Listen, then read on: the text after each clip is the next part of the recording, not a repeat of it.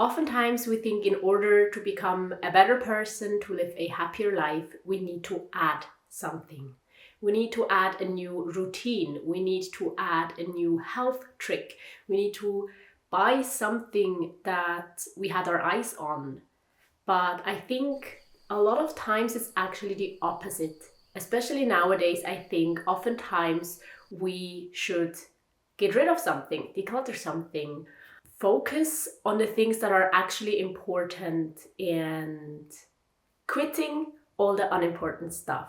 Advertisement still makes us believe that adding more stuff, adding more routines, adding more mindsets, and just adding is the solution, while I think a lot of times subtracting is actually much more promising, much more doable, and in my personal life at least, it has helped a lot for me to live a better life. So today I want to talk about things that I quit to live a better life.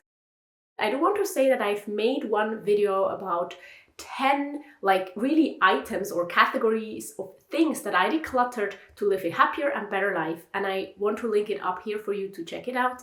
But today we're going to focus more so on the non-material stuff, because I think that is definitely a next step that's important, and sometimes it has way more impact than a few things. So the first thing that I have decluttered to live a better life and be happier is the need to always be prepared for everything.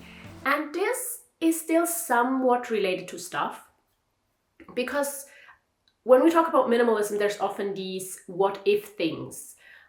The just in case item. It's the same when we go traveling. We want to be prepared for everything, take everything we possibly need, and in the end, we're exhausted because of our heavy luggage. Actually, I also went traveling without any luggage. Another video that I'm gonna link up here for you, because I think that has a lot to do with the practical side of, not being prepared for everything, but also kind of the mindset side of it. So what I mean is that sometimes we think about all these eventualities. We try to have all the stuff we could possibly need in every possible situation.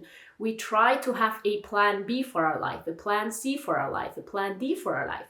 And in the end, what happens is that we're distributing our energy and our focus on so many things that won't even happen, that we don't have the focus and the resources for what's actually important. The same way I think that sometimes it's not about being balanced in life, but it's about giving the things that are important to you your all. And since I allowed myself to not be prepared for certain situations, not be prepared for certain eventualities in my life, because let's be honest, you can never be prepared for everything. Instead, just being prepared for the things I wish for and being prepared for the things that are likely to go wrong. And like that, I've lived a much happier life.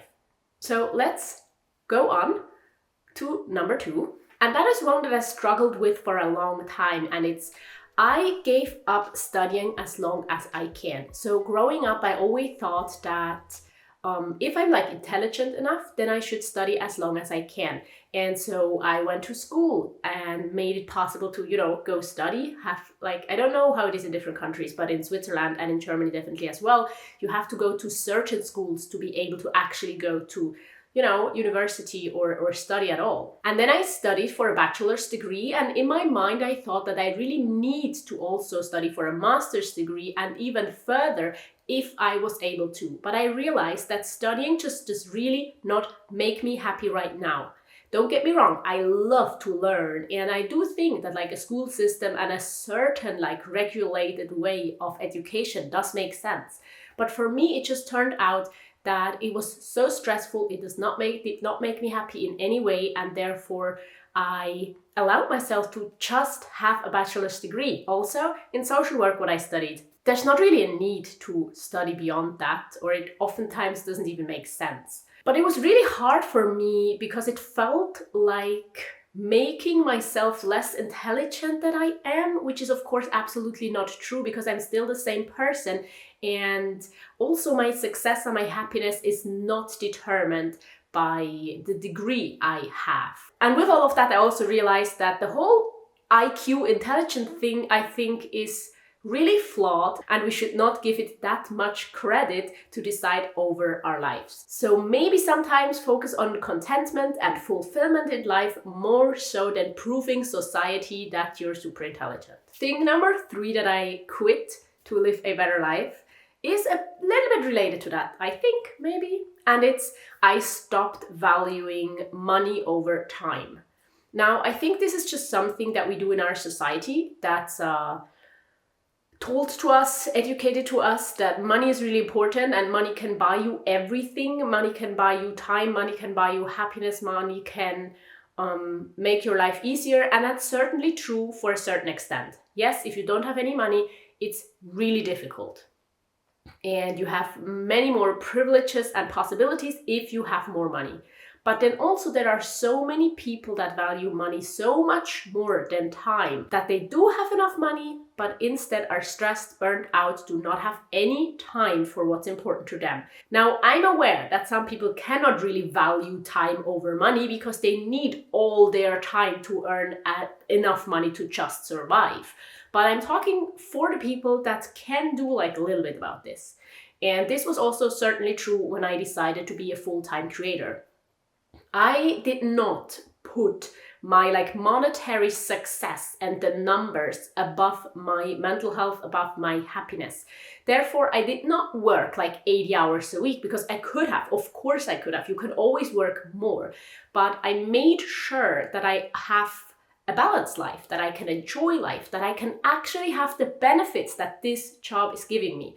Now, truth be told, it's really difficult with money right now for me. So it's not that I have enough money and enough time really, but I still think it's really, really important to realize that money is absolutely not everything, and time is also really, really important when it comes to living a content life, a fulfilled life. And therefore, I think in the end, as long as I have enough money to survive, I do value time a lot more than just a little bit more money that can buy me more, but maybe I want to experience and not buy things. Now, the next thing that I quit is a really big one and really difficult, and I'm not completely there. I'm not 100% happy with it, but I think with most things, it's a journey, and unlike decluttering physical items where you can just put it in a bin and then it's gone, it's not the same with habits. And so the 4th thing that I'm quitting to live a better life is expectations and comparison.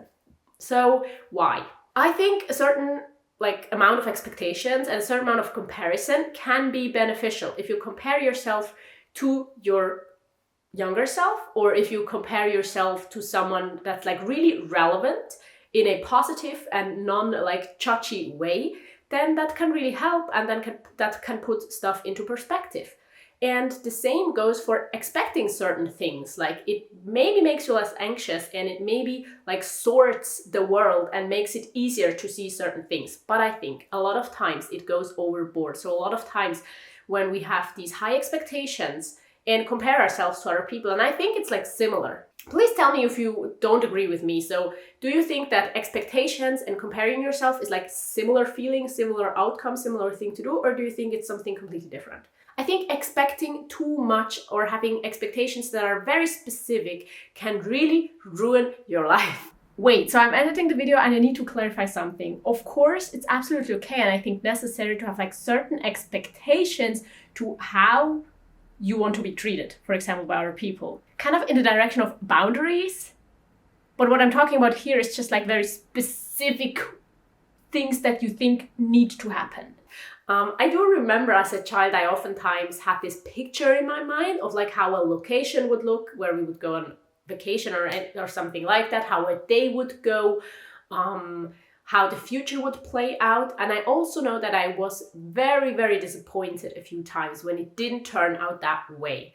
On the other hand, when I'm pretty open for many scenarios, when I'm just focusing on what can I do to make it good, what can I do, what is in my control, then life has brought me so many beautiful things. I did expect to be able to earn some money off social media after a certain time when I started, but I did not expect to make it my full-time job, which it has been for the past 3 years.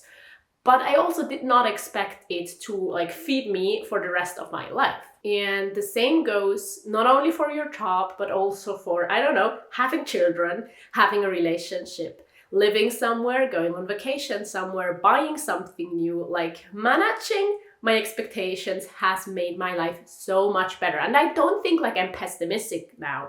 I still very much so look forward to stuff, but I'm open for stuff and I'm not too like focused on a certain outcome. The same goes for comparison. Of course, I still compare myself. I don't think anybody can like completely shut that off. But I always take into consideration that the person I'm comparing myself to started out differently, has a different focus, puts it in a different amount of work in maybe different areas. Luck, coincidences, anything can like go different. And even if I look at someone and envy them and think their life is perfect, I also know that I'm just seeing a small part of it, no matter how well I know this person. And so like kind of not projecting my wishes and needs into the future or on other people, I think made my life so much better. And then number 5, I think is really important as well and kind of goes for everything in life, and that's perfection. Yeah, of course, maybe it comes down to your definition of perfection, but usually the kind of perfection that we're seeking is very, very hard to achieve, especially because we're often too hard on ourselves.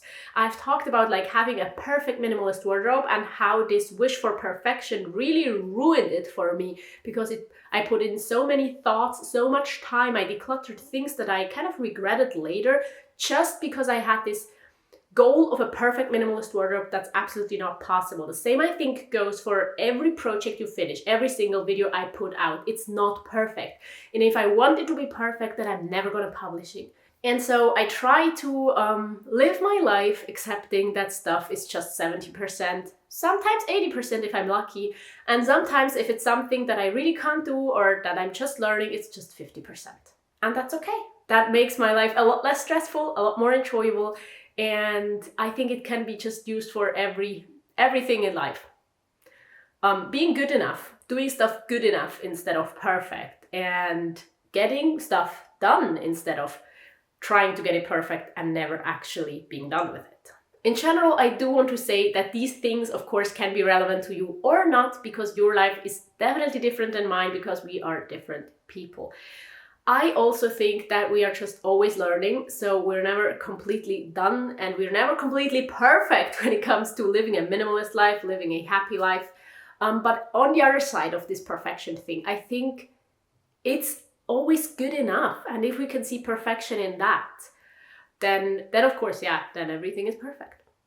I hope you did enjoy this video, and let me know what the things are that make your life easier, that you have decluttered, that you have quit, that you have stopped focusing on to enjoy your life more, to maybe be a better person, to focus more on what's actually important to you. And I do want to link a video here for you to check out. Thank you to all of you who are supporting me on Patreon. Thank you also to all of you who are supporting me with super thanks here, and also just to everyone who watched the video until now, because that also helps me out a lot. I hope to see you right there or in my next video. Goodbye!